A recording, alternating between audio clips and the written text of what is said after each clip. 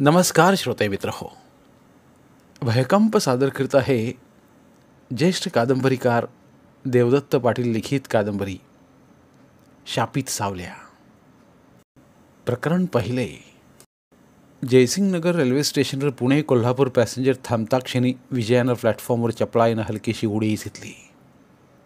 दारातल्या उतारूंच्या पायांतून आपल्या 2 सुटकेसेस ओढून घेतल्या आणि थोड्या अंतरावर नेऊन ठेवल्या.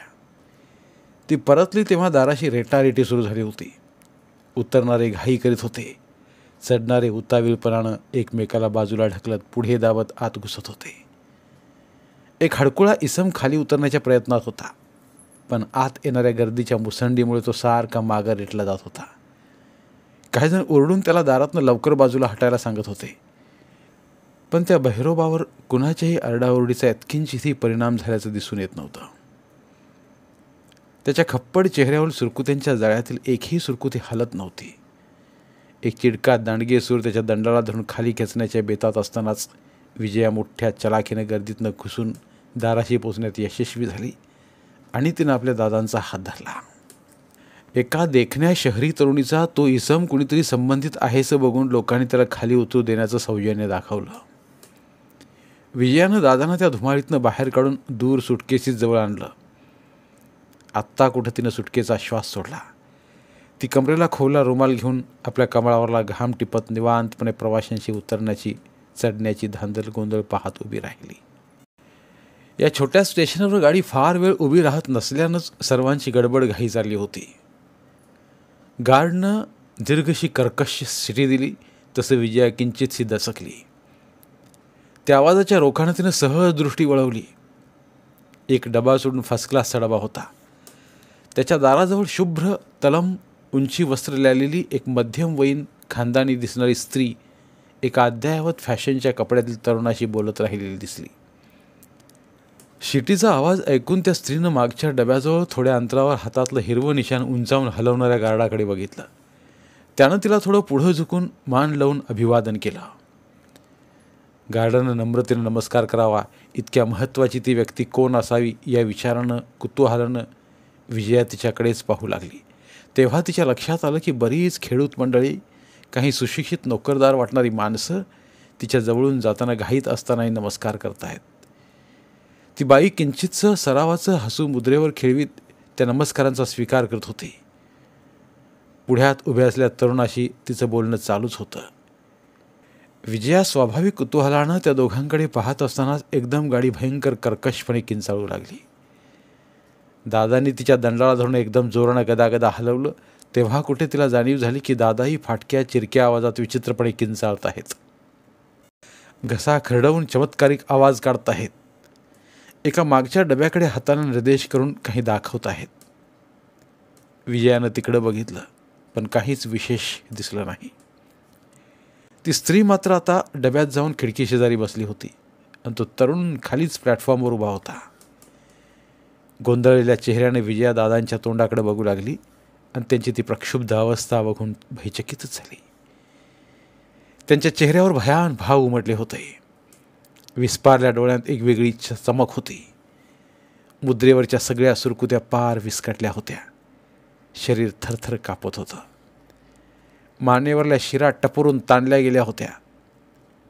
विजयानं त्यांना इतकं एक्साईट झालेलं, प्रक्षुब्ध झालेलं कधी पाहिलं नव्हतं.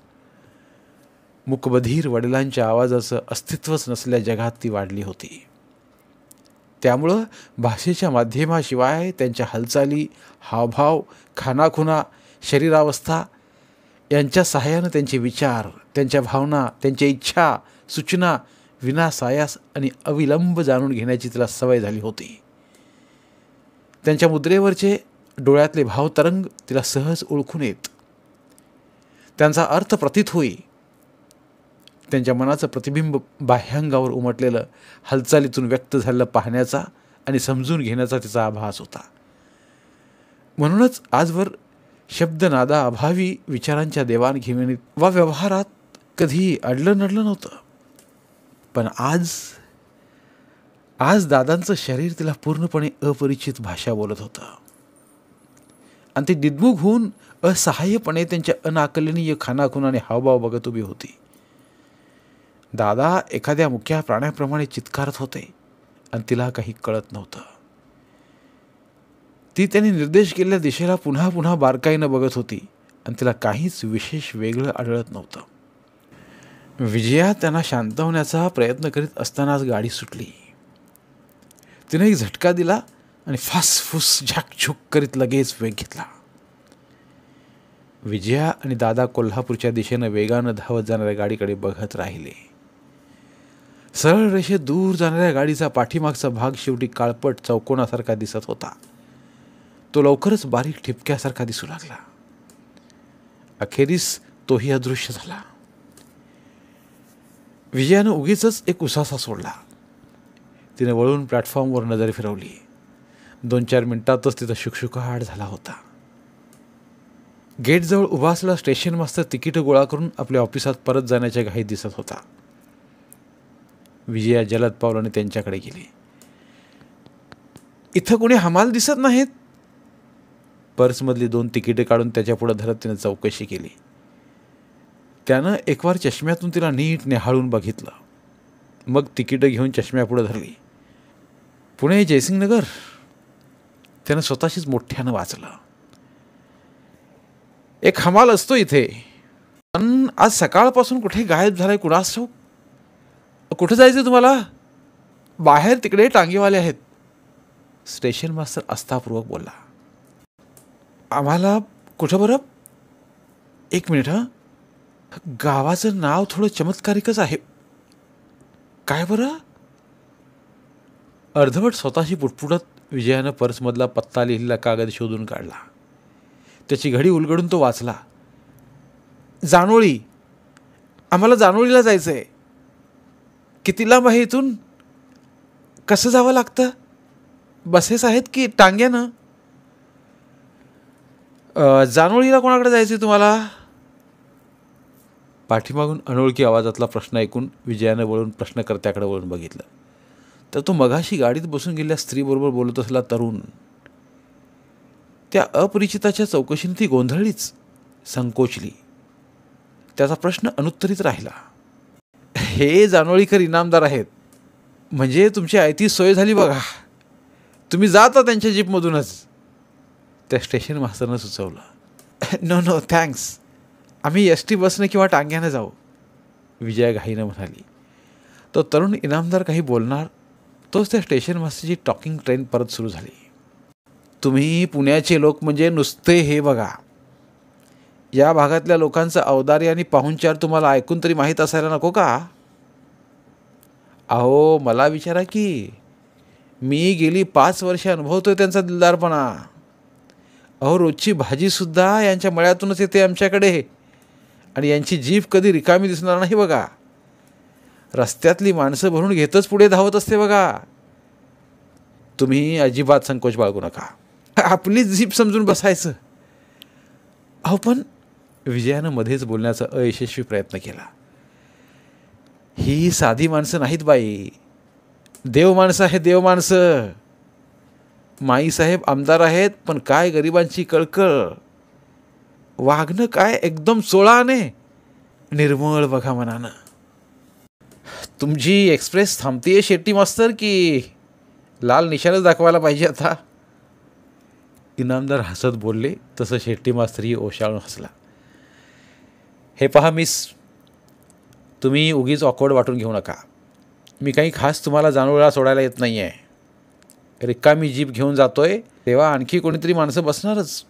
तुम्ही इकडे प्रथमच आलेल्या दिसतात. तुमच्यासारख्या पाहुण्यांना नको का न्यायला? चला बघू, तो आग्रही स्वरात म्हणाला. त्याच्या लागवी बोलण्यानं विजयाचा संकोच थोडा कमी झाला. बरं, तुम्ही आग्रह करताय म्हणून मी सुटकेसेस घेऊन येते. तुम्ही कशाला? मी आणतो की. अच्छे प्लीज, मला लाजवू नका इनामदार साहेब. अहो तुम्हीच लाजवताय मला इनामदार साहेब वगैरे म्हणून. राज्य, साम्राज्य आणि वतनं जहागिऱ्या बुडाल्या केव्हाच, आणि आमची इनामदारी तेवढी टिकून राहिली आहे. अहो अडाणी अशिक्षित लोक म्हणतात इनामदार. तुम्ही फक्त शंभू म्हणा. एवढं बोलून ते महाराज विजयच्या सुटकेसीसाठी झपाझपा पावलं टाकीत गेले आणि दोन्ही हातात एक एक सुटकेस घेऊन भराभर चालू लागले. विजयाला खूपच अवघडल्यासारखं झालं त्या तरुणाच्या अवाजवी आस्थापूर्ण वागण्यानं. पण विजयानं दादांना येण्याबद्दल खुणावलं ते बघून शंभूराजांना आश्चर्य वाटलेलं दिसलं.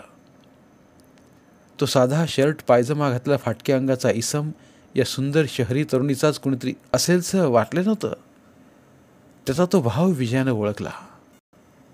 हे दादा, माझे वडील. शंभूराजांनी पाठीमागून पावलं ओढीत येणाऱ्या त्या तरुणीच्या वडिलांना एकदा व्यवस्थित पाहून घेतलं. आजारी दिसतात. दादा, काय होते तुम्हाला? आमच्या फॅमिली डॉक्टरांना तब्येत दाखवू तुमची. अहो, त्यांना ऐकू येत नाही आणि बोलताही येत नाही आहे. विजयानं मध्येच त्याला माहिती पुरवली. त्या स्पष्टीकरणानं तो चुकचुकलाच. मुके बहिरे आहेत म्हणता, पण अर्थात तुम्हाला मी सांगितलंच पाहिजे असं नाही. मेडिकल सायन्स खूप पुढे गेले आता. एखाद्या स्पेशालिस्टकडून उपचार करून घ्यायचा. मी बघेन काय करता येतं या बाबतीत ते. विजयाला वाटलं हा तरुण अगदीच गळे पडू दिसतोय. आपल्या सौंदर्याची, तारुण्याची या इनामदाराच्या मनावर भुरळ पडली आहे. म्हणूनच आपल्याला मदत करताना याचा उत्साह असा उतू जातोय. याच्या औदार्याला उधाण आलंय. आपण नसतो तर दादांसारख्या दरिद्री, दुर्दैवी आणि अनोळखी माणसाला यांना डॉक्टरकडे उपचारासाठी नेण्याची तयारी दर्शवली असती का? देखणी तरुणी दिसली की हे पुरुष बोलू लागतात लघळपणानं. याची माझी ओळख होऊन 5 मिनिटं झाली असतील नसतील. एवढ्यात हा निघाला दादांना घेऊन स्पेशालिस्टकडे. जानोळीला कोणाकडे जाताय ते सांगितलं नाही तुम्ही? त्यानं परत विचारलं. कशाला हव्या त्याला या चांबार चौकशा? हो, जानोळीला तसं नक्की कुणाकडे जायचं ते ठरलेलं नाही अजून. म्हणजे तुमचे पाहुणे आहेत तरी किती या गावात? पाहुणे? खरं सांगायचं तर आमचे कोणी पाहुणे नाहीत या गावात. मला थोडा चित्रकलेचा नाद आहे. माझ्या एका मैत्रिणीनं इथला परिसर खूपच रम्य असल्याचं सांगितल्यावरून मी इथं आले आहे. 2-4 दिवस मुक्काम करून हा परिसर बघायचा. काही सौंदर्यस्थळं, दृश्य आढळलीच तर चित्र काढायची आणि जायचं परत पुण्याला. तुमच्या मैत्रिणीनं खरं सांगितलंय तुम्हाला. मी जानोळीकर म्हणून बोलत नाही, पण असलं विविधतेनं नटलेलं निसर्ग सौंदर्य उभ्या महाराष्ट्रात कुठे दिसणार नाही तुम्हाला. आमच्या गावची सिच्युएशन तर मस्तच आहे. नदी, ओढे, पेरूच्या बागा, ऊसमळे, पानमळे, कुरणं, काळी वावरं, माळरानं, डोंगर, सगळं ग्रामीण भागातलं वैभव एकवटलं या परिसरात. आणि केवळ 2 मैलावरच हे रेल्वे स्टेशन. जयसिंगनगरसारखं आधुनिक पद्धतीनं वसलेलं छोटंच पण टुमदार शहर. तुम्हाला नक्कीच आवडेल आमची जानोळी. बोलत बोलत सगळे स्टेशन बाहेर सडकेवर उभ्या असलेल्या जीपजवळ पोहोचले. शंभूनं सुटकेशी जीपमध्ये मागच्या बाजूला ठेवल्या. दादानं आत बसायला मदत केली. थोड्याच वेळात रेल्वे फाटकातनं बाहेर पडून जीप जानोळीच्या रस्त्यानं धावू लागली. विजया आजूबाजूचा परिसर निहाळण्यात हरवली होती. दुतर्फा डुलतेले उसाचे फड दूरवर पसरलेले.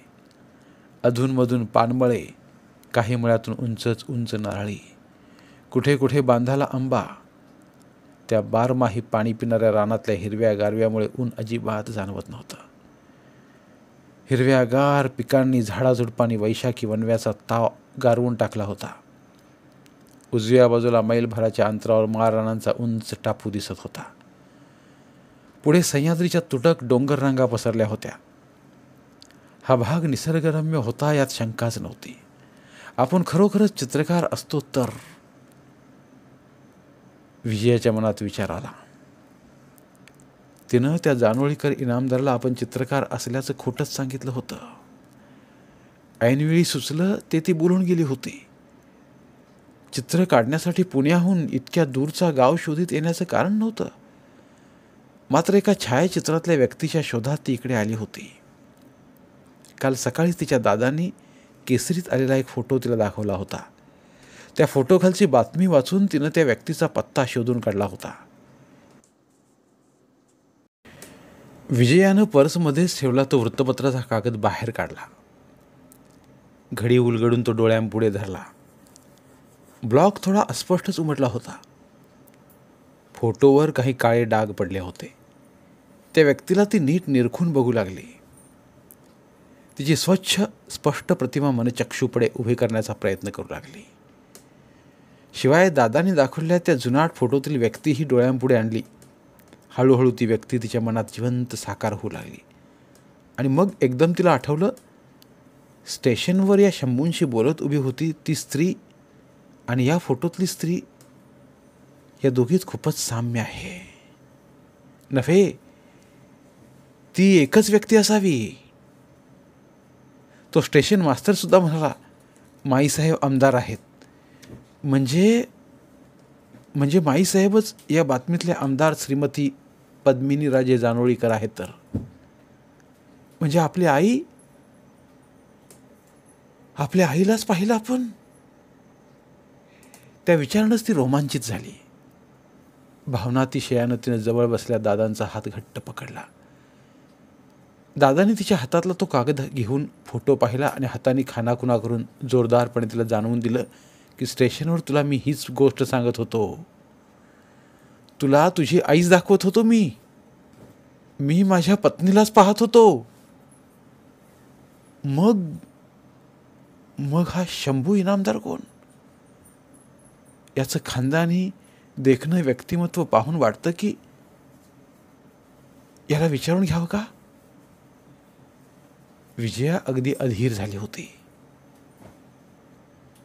मिस्टर इनामदार,